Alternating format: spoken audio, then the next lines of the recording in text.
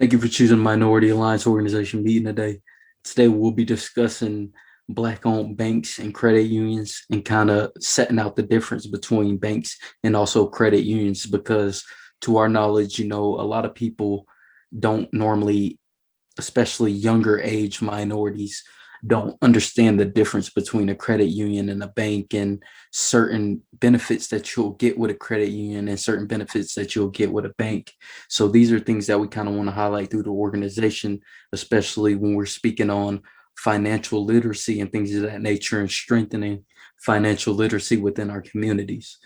The first thing I want to ask today, Mark, is what are some key highlights that you know of? What are some key points that you know of in the difference between banks and credit unions? Well, I would say first, the biggest difference between the two is, who they answer to. Banks are much bigger. They have a board of directors. Many of them are publicly traded. Many of them, have the backing of the Federal Reserve, and they're a giant business. They are a for-profit company. So when you're dealing with a bank, that's what you're dealing with. You're dealing with a corporate structure, with, as I said, a board of directors and shareholders. When you're dealing with a credit union is a lot more community rooted. That's why you don't see as many of any particular branch of credit union as you would for a bank.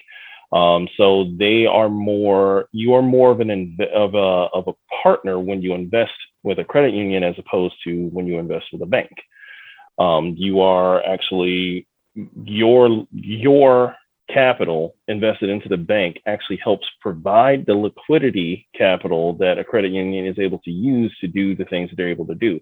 Therefore, you usually will get better rates on loans and better chances of getting loans through credit unions than you usually will see through banks. Yes, sir. That banks are normally going to be higher fees and things of that nature when you use an ATM, when you try to go open a loan, when you try to get a credit card through them and things of that nature. You're normally always going to be looking at higher fees. Whereas a credit union, you may not have as many locations and as many places to actually use your debit card at your ATM directly, but you do normally incur less fees with your normal purchases and your normal usage when using a credit union.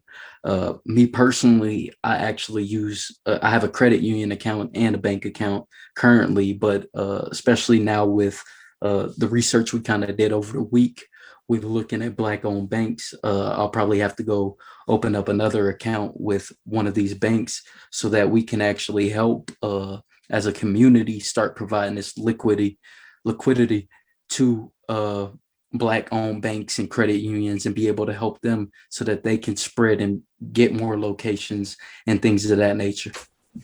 Yeah, absolutely. I mean, when you think about it, through the research, we've seen that the minority-owned banks and the Black-owned banks and credit unions have actually had a even stronger track record, a much stronger track record of being able to actually help people in the minority community when it comes to getting loans for cars, loans for homes, loans to start businesses, and they have a mindset of helping a minority community. The biggest problem that we see with that is how few of them there are.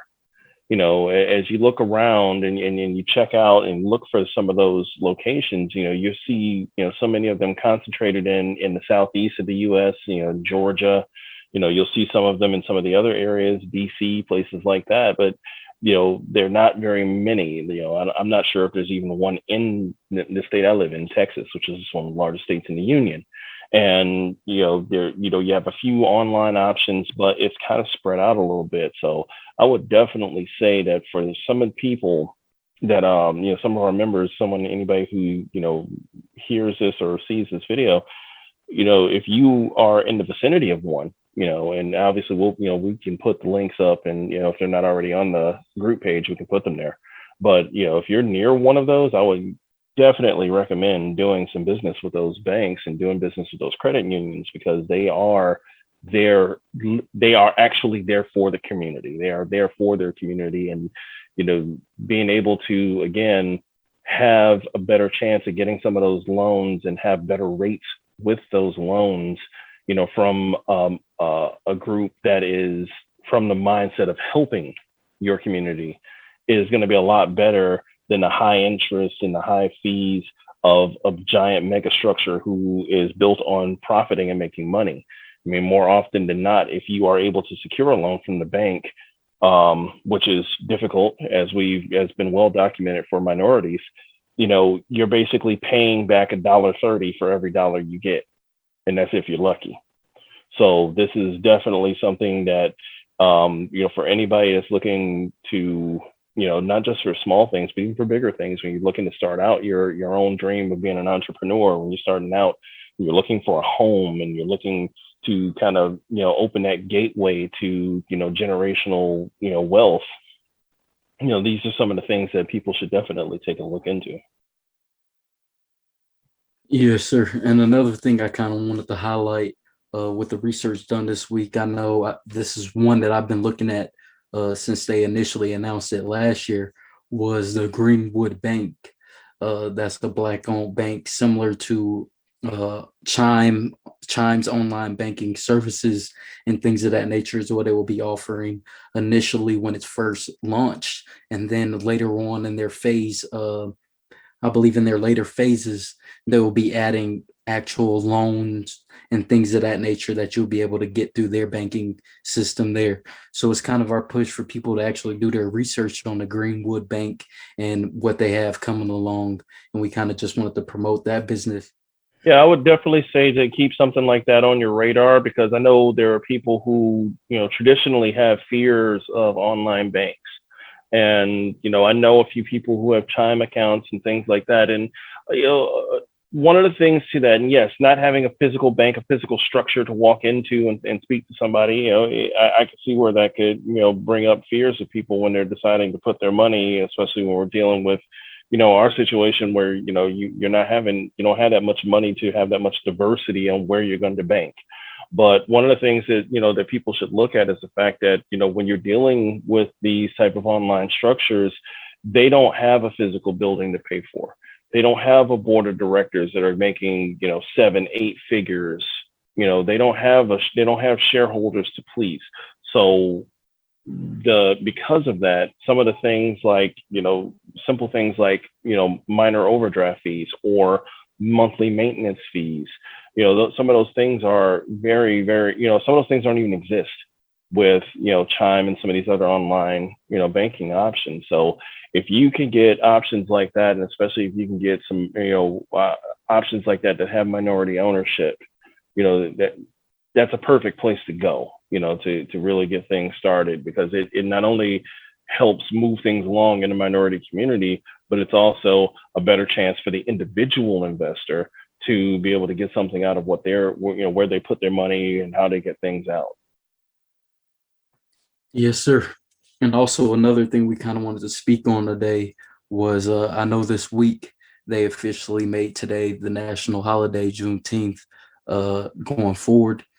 How that kind of, you know, um, as to what difference, that makes now for the minority community and having that nationally announced as a holiday now. Yeah, I mean, for myself, I'm bittersweet about it. I know there are some people who celebrated it, who celebrated. There are some people who were like, well, what difference does it make? It was Saturday anyway. Well, I get all of those criticisms, right? Now, what I would say to that is, is two things. I'm a little bit conflicted about it myself. On the one hand, anything that we get that's a recognition of what we went through and some of the demarcation points of that, whether we, talk about when it started, we talk about when it ends, things like that. I think those things are important because it brings it to the light. These are things that weren't taught in school. There are a lot of African Americans in this country who were adults by the time they heard the word Juneteenth. Many people heard of the word Juneteenth, didn't know what day it was, didn't know what it represented. There were so many different things to that. So that brings me to my second point is that of how this should be celebrated. And whether somebody celebrates it with a party, whether somebody celebrates it with a happy Juneteenth, whether it becomes a meme on social media, whatever, it's up to you as the individual to do what you will with it. But I think that, kind of in the way that we have this sort of reverence and remembrance for days like Memorial Day and for Veterans Day, I think that Juneteenth needs to be a day for reverence and education. It's a day to remember some of the things that we went through, and remember that the Emancipation Proclamation had been signed 2.5 years before Juneteenth came around, and that there were some of our brothers and sisters who were still enslaved and still going through all the horrors of slavery, just due to their location, and that it continued for that amount of time longer before word even reached their ears, about their own emancipation. And I think it's more so important to deal with now, whereas we see that, across the country, we're seeing people try to kind of boil away, talking about these things and educating these things. Again, we have a situation where we have so many people who don't even know what Juneteenth is, and we have states that are trying to make it illegal to teach people what it is, while at the same time it's a federal holiday. The dichotomy of that, is almost unbelievable when you say it out loud. So, I personally think this is a time for that people need to continue to push back hard against some of these things of not teaching these things in school. We can't be scared of history. No one's ever scared of, there are people who are scared of math, but no one's scared of 2 + 2.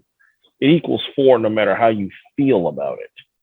And no matter how people feel about history, history is history. History is not an opinion. Yes, history is written by the winners, but there are some things that we know because there are people who survived long enough to get their accounts on record, and there are people who were around long enough. We don't need to guess about the Tulsa massacre in 1921 because there's still a few people alive from it. When it comes to something like this, we don't need to guess. We know what happened. We know, all of these different things. So we need to continue to take this opportunity, be happy that we got this thing. Yes, because this is more than what we've gotten in the past. This is more acknowledgement than we've gotten in the past. But this isn't a cause to slap each other on the back and celebrate and rest on those laurels. This is a time to push forward and get even more, because there are many things that need to happen here. There are plenty of reforms and plenty of things that are required to bring about the equality that we were looking for. We don't have those yet, but we do have this. So we at least need to take that as a foothold and push forward. Yes, sir. And for me, I feel that, it. I'm grateful for it finally being recognized as a national holiday. And I think that's something that is definitely letting us know that we're going in the right direction. But at the same time, as I have been over the whole process of us starting this organization and beginning this movement, our push is for policy and things that actually help us on a day to day. I think it's cool that we finally got a holiday, and it's became a meme, I believe, online over the week, on how there hasn't been talk on reparations, there hasn't been talk on actual policy to fix the police brutality issues that we do face within this country, uh, and other injustices that we have faced within the minority community. There's never really too much talk on policies on fixing those things, but we could finally get a holiday, and that's awesome in that right, that is something that's recognized all over America now.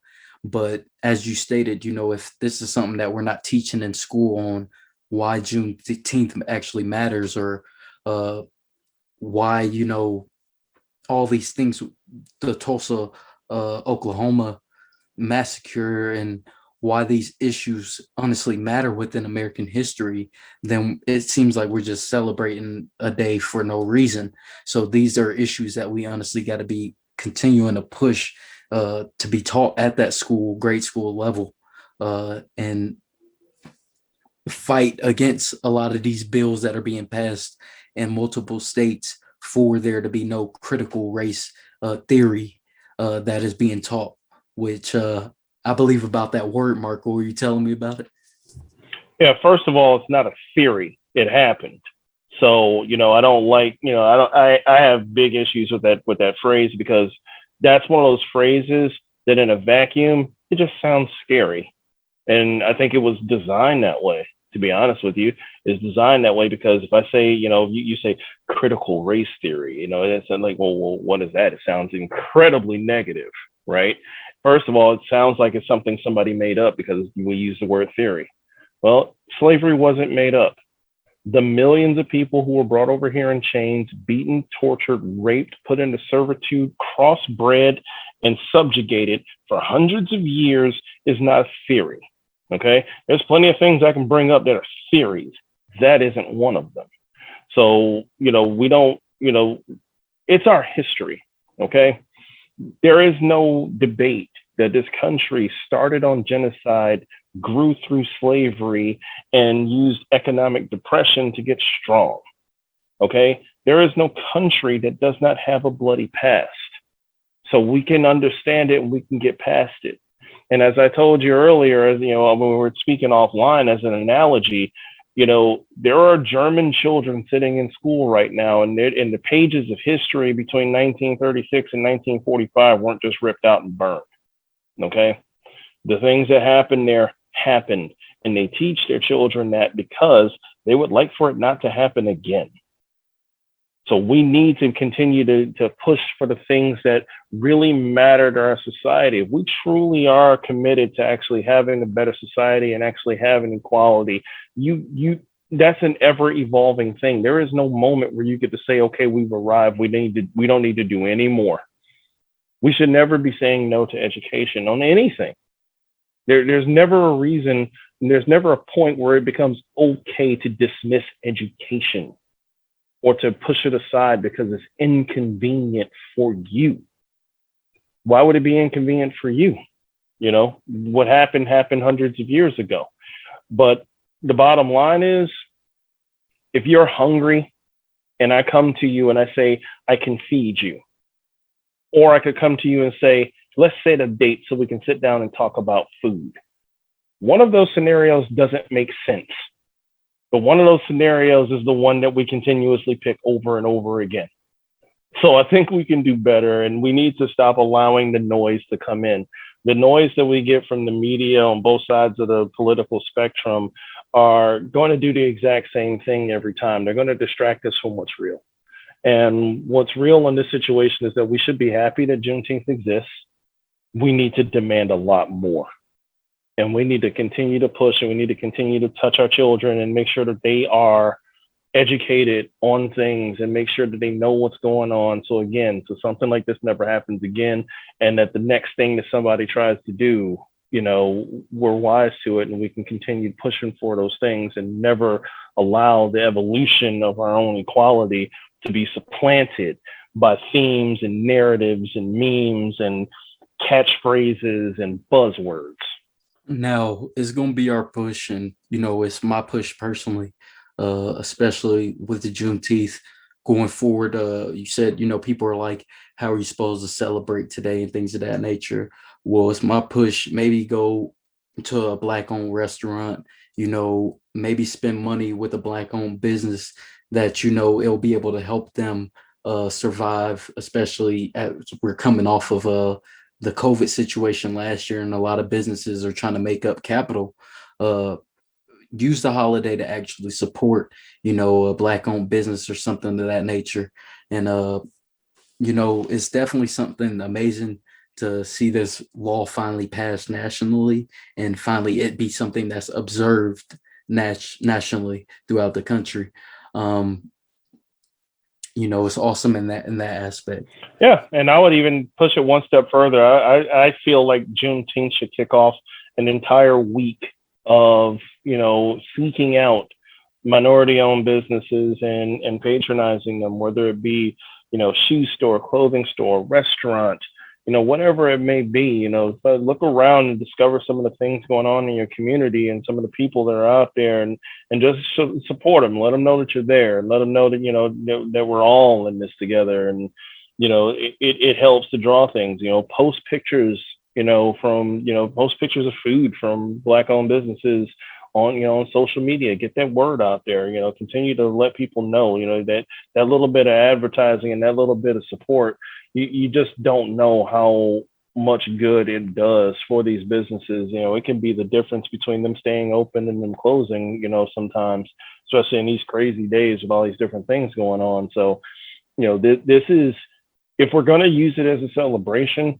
then we need to celebrate what it is, being, a Black American, in the 21st century in America. So that means supporting our athletes. It means supporting our businesses. It means supporting, all, our academics. It means supporting all of those different things. And I think that, Juneteenth should kick off a week-long celebration of what it is, to be African American in America. And, yes, we have Black History Month. I get it. But this is a specific celebration to, kind of draw that attention. And again, that attention and that education, I think it can go a long way. And I mean, even when you're speaking on like Black History Month, I think a lot of people over the years have made, this assumption, why is it, set into 1 month period where you're trying to teach the history of Black people within this country, instead of, while you're teaching along the timeline of history, you just speak on these events that have also happened at that time period in history. So I think for me, I feel like this is finally stepping us away from Black History Month and jumbling all of our history within 1 month, and kind of allowing us another period of opportunity to observe Black history. Absolutely. And the last thing I could say on this particular subject is, how I feel about it. I don't feel like there's a Black history. There's not a white history. There's history, period. What happened to us needs to be, put out there, because it is a part of, what happened. And our goal should be, as a society, to teach what happened, how it happened, and educate our children so that it never happens again. And anything that subverts from that, anything that takes away from that, those are the people that have identified themselves as the enemies of equality. And those are the things that should be identified and should be treated accordingly. And we need to continue to push for that continuous education. Like there's a history, we need to continue, we need to embrace it. We can't run from it. And the faster we figure that out, the faster we may be able to actually get things done. The denial of our own heritage as a nation probably sits at the heart of our inability to move forward. Yes, sir. And I'll say, for our members going forward, whether you're a member on the audience page or the Facebook group page, or you just listen on YouTube, going forward, let's support our Black owned businesses a little bit more. Let's keep an eye on the group page on Facebook to see links that we drop during midweek and things of that nature, to be able to help in different areas, and maybe information on certain things that could help out within the minority community. And let's continue doing these things that we have initially started, I believe, me and Mark, about a year ago, and we're right at a year of doing this. And it's just going to continue to be our push. It's kind of awesome to both of us. We were talking before earlier today that how much progress we have seen within just a year of doing this, and how much more progress there is to make is amazing, even in that aspect. Absolutely. And, it's all about spreading the message. That's literally been the aim of this organization since day one, is spreading the message and, putting some discussions on the floor that people weren't having before. educating one another on what we find out there, doing some research into some of the things that have been kind of brushed aside and pushed aside underneath the avalanche of all of the, political rhetoric that kind of, that's spewing across our, TVs and phones every day. And I think that it's, amazing that, we have seen some things, we've seen some cracks in that iceberg, there's still an iceberg there. We still got a long way to go, but, I would encourage, again, all members, please, continue to, put things out there, post things out there. You get a chance to listen to these videos, you like, subscribe, push it out there. People on audience, if you get a chance, share, like, subscribe, continue to get this out there, because you never know. And again, there are people who need to hear these things, and there are people who just don't know these things are going on, or they have an idea of some of the things that are going on, and they just don't know, kind of where to put some of these thoughts that they have about it. And, this organization is wide open to those who are, who want to get, into this and want to, get their opinion out there and hear these things and feel these things. So, I would, again, recommend anybody to continue to watch these videos, continue to listen, continue to keep these discussions going, and make sure that everybody gets a chance to kind of feel this movement towards equality, because none of us are going to get there together. There's not one move that we can make. There's not one video we're going to put out there. There's not one thing somebody can do or say that's going to change the entire narrative. So we want to continue to push those things and make sure that this narrative, that our narrative is getting out there. That is, we're just trying to educate and tell people what, some of the things that we're seeing, some of the stuff that's going on. And you never know. We're not going to get there alone, right? We need everyone's push to get to what we're trying to get to when it comes to equality. So keep putting that message out there and keep doing what you guys are doing. And, don't let them put you back to sleep once you've waken up.